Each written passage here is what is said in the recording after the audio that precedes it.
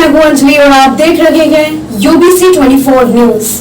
तो आइए शुरुआत करते हैं आज की प्रमुख खबर से। नंदनी पुलिस की मनमानी, एक पक्षीय कार्यवाही के विरोध में धरना प्रदर्शन। सीसीएन शार्क न्यूज के संवाददाता से भी एएसआई ने की बदसलूकी। दुर्ग जिले के नंदनी थाना टीम पर रुपए मारपीट के एक मामले को लेकर पक्षपात पूर्ण कार्रवाई का आरोप लगा है। पीड़ितों का कहना है कि जांच करने वाली टीम ने एक तरफा कार्रवाई करते हुए दोषपूर्ण मामला दर्ज किया है।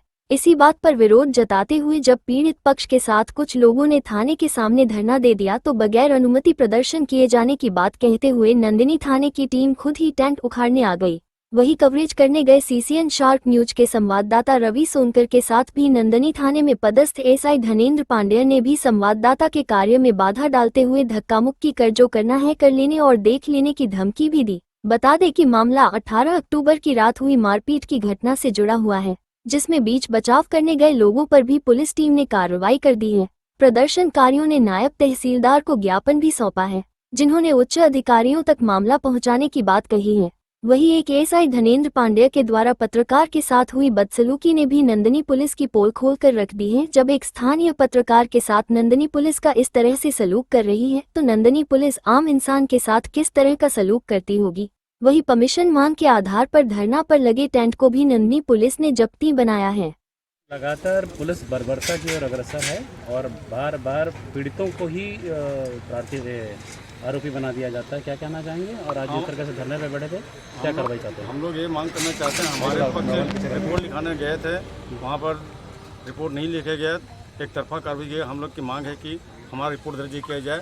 हम टीआई साहब से मांग करते हैं। अगर रिपोर्ट दर्ज नहीं किएगी तो किस तरह की आप लोगों की कार्रवाई रहेगी, प्रक्रिया रहेगी, कहाँ तक आप लोग बात पहुँचाने की कोशिश करेंगे? संबंध में हम एसपी साहब, एसडीएम साहब को आवेदन दिया जा चुका है उस संबंध में, लेकिन अभी तक कोई कार्रवाई नहीं हुआ है।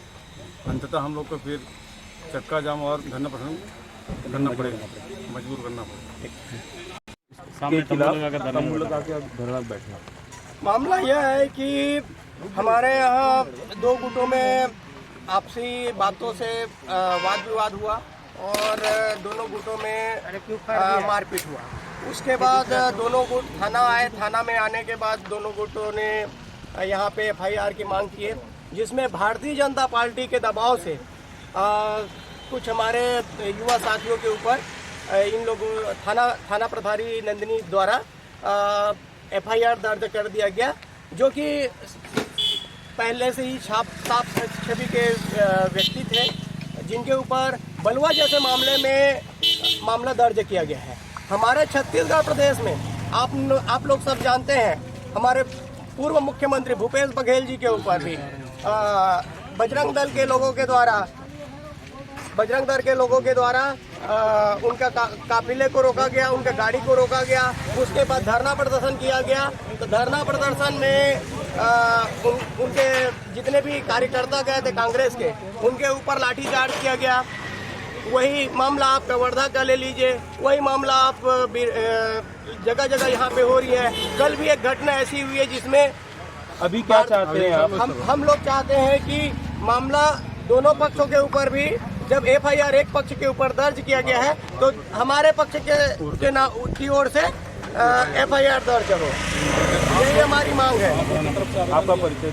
मेरा नाम भोजेंद्र वर्मा, जिला अध्यक्ष हूँ असंगठित कामगार मजदूर प्रकोष्ठ के। हम लोग का धरना देने का उद्देश्य ये था आज कि हमारे ऊपर, हम 5 के ऊपर एफआईआर किया गया और हमारे बड़े बड़े बलवा जैसे धारा लगाए गए हमारे ऊपर। और जबकि हम लोग ने मार खाया है, हम लोग ने हाथ भी नहीं उठाया था उनके ऊपर इस झगड़े में। और मैं तो बीच बचाव के लिए गया था, बीच बचाव में हमारा भी नाम लिख गया और साथ में और अन्य का भी नाम लिखा गया और उनके ऊपर कोई एफआईआर के दर्ज भी नहीं किया। और हमको एक रात बैठाए भी थे थाने में और उसके बाद हमारे ऊपर सारी कार्रवाई की और उनके ऊपर एक तरफा हमारे ऊपर सारा चीज़ केस वोस किया गया और उनके ऊपर कुछ ही नहीं हुआ अभी तक। तो हमारी यही मांग थी इस धरना को लेके कि जब हमारे ऊपर इतना धारा लगे और इतने संगीन जुर्म और ये बलवा और जैसे दंगा जैसे धारा लगे हमारे ऊपर, हम सिर्फ 4 लोगों के ऊपर, और तो उनके ऊपर क्यों एक केस भी नहीं लिखा गया यहाँ से, या फिर उनको क्यों नहीं बुलाया गया, या फिर हमको क्यों ऐसा बात की नहीं किया गया उनसे, सारा चीज़ हमारे ऊपर क्यों है?